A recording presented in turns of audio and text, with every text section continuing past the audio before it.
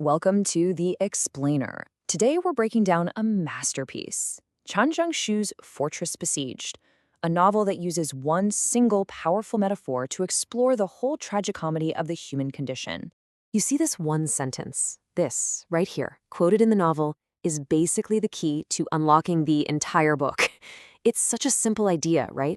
But it just perfectly captures this universal cycle of wanting something, getting it, and then, well, being disappointed. So, what is this fortress he's talking about? Well, it's not just about marriage, not by a long shot. Qian Zhongshu uses it as this incredible symbol for the endless and, let's be honest, often frustrating cycle of human desire itself. You know the feeling, where the thing you chase so desperately ends up becoming the very cage you can't wait to escape from. Okay, so here's how we're going to break this down.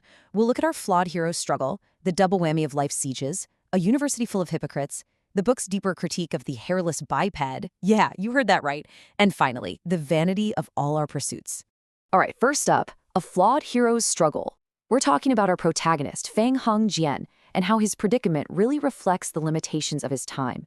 He's not exactly a hero, but he's a perfect window into the world of intellectuals in 1930s China. So who is this guy, Fang Hongjian? Well, here's the thing about him. He's got these lofty ambitions, but his actual learning is pretty shallow. He comes back to China after just kind of drifting around Europe. And his core conflict? He just doesn't have any real courage or conviction. He gets swept along by whatever's happening. Honestly, he's weak-willed, super indecisive, and he's not above compromising his integrity to get by. He's not a bad guy, you know, but his passivity, this lack of a true calling, it just leaves him wide open to every trap, every fortress that life throws at him. And this quote right here, it perfectly sums up his first major compromise. After wasting 4 years in Europe, he can't even earn a real degree. So what does he do? He buys a fake one from a made-up Claydon University, all to save face with his family. And look, this isn't just a piece of paper. It's a symbol of his whole approach to life, just covering up his inner emptiness with this fragile, totally artificial front. And this brings us to the two central fortresses that are going to trap Fang Hongjian. And through them, the novel gets at this huge universal dilemma about what we think we want versus what we actually end up with. And here's where it gets really interesting. Look at this. His career and his marriage followed the exact same tragic pattern. It's uncanny. On the career side, he's jobless and humiliated in Shanghai, so he's desperate for a teaching job.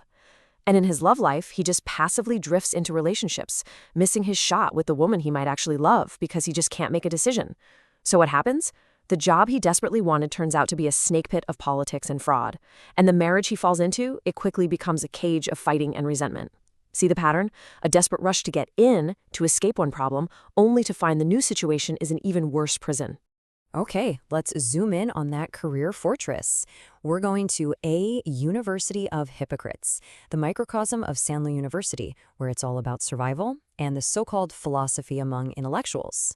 So this university, Sanyu, it's supposed to be a place of higher learning, but really it's just a battlefield for egos. You've got guys like the president, Gao Songnian. He's this calculating bureaucrat who's just using the school as a political launch pad. Then there's Feng's friend, Zhao Xingmei. Now, he seems worldly, but he's actually a decent guy at heart and eventually chooses to just get out of the university's toxic politics. But then you have people like Li Meiting, the dean, a greedy, hypocritical so-called scholar using his position for his own gain, and Han Sei-yu, another academic fraud with a fake diploma, just like Fang, but he's a master at office politics. This is not a haven for knowledge, not at all. So, in an environment like that, where do you think Fang Hongjian fits in? Well, he's just not willing to play the political games, and that makes him an easy target. He gets completely marginalized, the professorship they promised him gets downgraded, his spirit is just crushed. And he quickly realizes this career fortress is just as suffocating as being unemployed. His desire to get in, it's completely flipped into a desperate need to get out. But here's the thing, the novel's critique goes so much deeper than just making fun of academia. We're moving from social satire to a critique of human nature itself, the hairless biped, Qian Zhongshu's ultimate target. And the author, Qian Zhongshu, he tells us this directly in the preface. Wow. I mean, right there, he reveals his true aim. This story isn't just about intellectuals in 1930s China. It's about us. He's stripping away all the fancy titles and social graces to expose these fundamental, almost animalistic weaknesses that are just part of being human. And this observation he makes is just razor sharp. I mean, how brilliant is that? His point is that ambition and getting a higher status, they don't create our flaws. No, they just give us a tree to climb, which puts all our weaknesses on full display for the whole world to see. The higher these characters climb, the more their vanity and hypocrisy and foolishness are just laid bare. So, where does this all leave us? What's the final takeaway? Let's talk about the vanity of our pursuits and what this fortress metaphor really means. Is every single goal we have just an illusion? You know, one of the biggest ironies in the whole book is that the characters themselves, they get it. They can actually articulate the exact trap they're in, but they are completely powerless to do anything about it. And that just highlights the deep tragedy of their situation, right? They have the awareness, but none of the agency to change things. And later, Qian Zhongshu's wife, the incredible writer Yang Zhang, she added this line for the TV show. And it just broadens the whole metaphor perfectly. It's not just Fang Hongjian's problem anymore. It's a statement on the very nature of desire itself. It suggests that pretty much every ambition we have is doomed to follow the same pattern. So the story ends with Fang Hongjian completely trapped. He's escaped one fortress only to find himself locked tight inside another one. And the feeling you get is that this cycle is just endless. Ultimately, the novel seems to be arguing that the end result of all our striving, all our pursuits, might just be vanity. It's this constant, restless search for a satisfaction that, well, it never actually arrives. We break out of one cage just to find ourselves eagerly, desperately rushing right into the next. And that leaves us with one final and kind of provocative thought to chew on.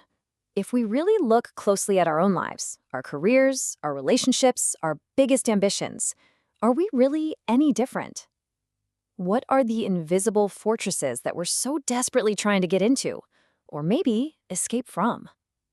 It really makes you wonder, are we all, in some way, living inside a fortress of our own making?